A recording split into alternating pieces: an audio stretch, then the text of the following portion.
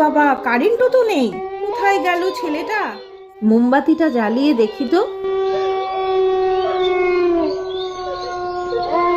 বাবান, বাবান, বাবান, এই ওটা কি? আমি তোকে খাবো।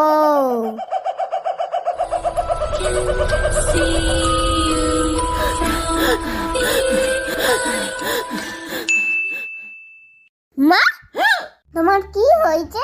কিছু না বাবা, তুই এতক্ষণ কোথায় ছিলিস?